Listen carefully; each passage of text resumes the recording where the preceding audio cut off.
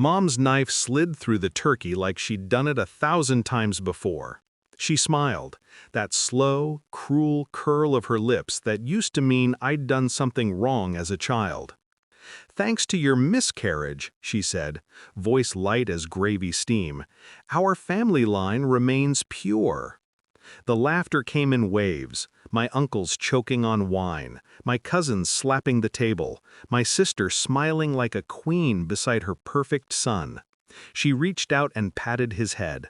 "One real grandchild is enough, don't you think?" I set my fork down, quietly, carefully, like placing the final piece in a puzzle. No one noticed. No one ever did. That was the moment I knew. This would be their last Thanksgiving. I used to believe family was unbreakable, that blood meant something sacred. When I married Daniel, I thought I was adding to it, not contaminating it. Mom welcomed him with a cold smile, one she reserved for people she considered beneath us. "He's nice," she said that first Christmas, "for someone without a degree." My sister, Claire, laughed. She always did. Perfect Claire, the golden child, married rich, a son by 26. The kind of woman who corrected your grammar mid-cry. But I ignored it. Love makes you deaf to rot, even when it whispers your name. The miscarriage came early, 8 weeks.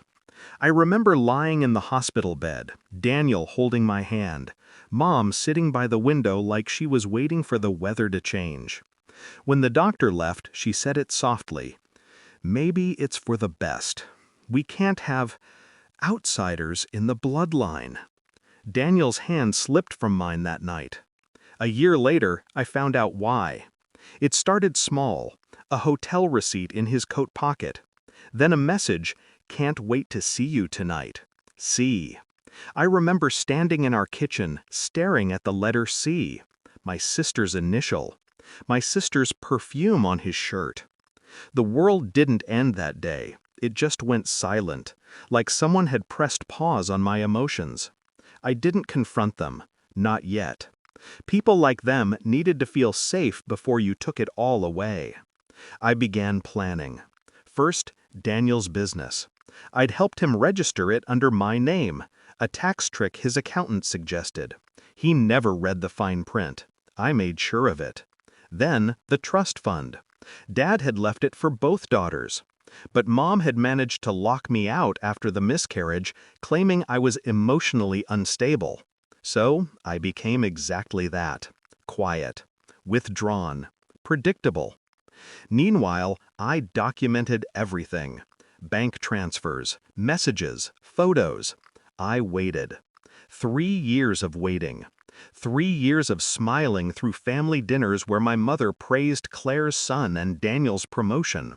3 years of playing the fool. When the invitation for Thanksgiving arrived, I knew it was time.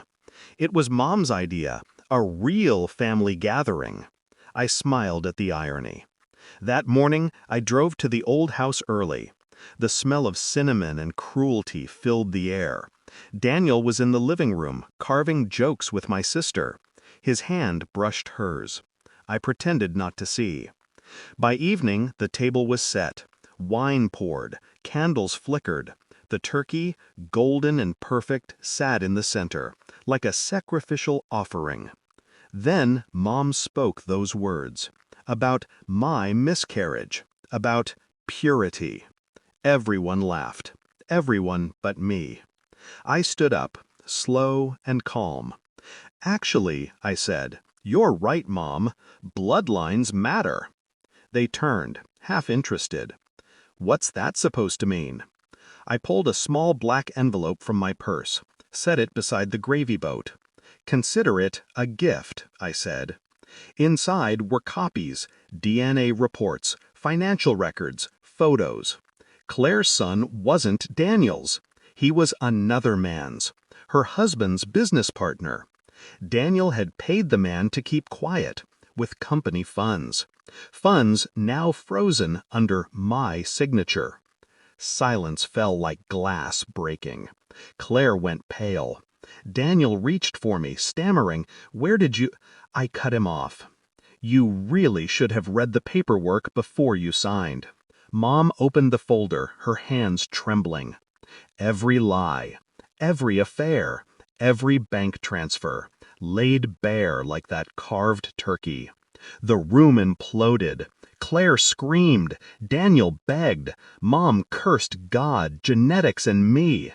I walked to the window, watching snow begin to fall. It looked clean, untouched. Family, I whispered, shouldn't be built on rot. By morning, the news had spread. Daniel's company under investigation. Claire's marriage over. Mom's reputation? Ashes. I didn't need to destroy them physically. I only had to let them destroy each other. I moved out of the city 2 days later, sold my phone, changed my name back to my father's. I thought I'd feel guilt, regret, something. But all I felt was peace. People think revenge is fire, loud, consuming. They're wrong. It's quiet, precise, surgical. It's the sound of a fork gently touching a plate before you stand up and walk away, knowing the feast behind you is already poisoned.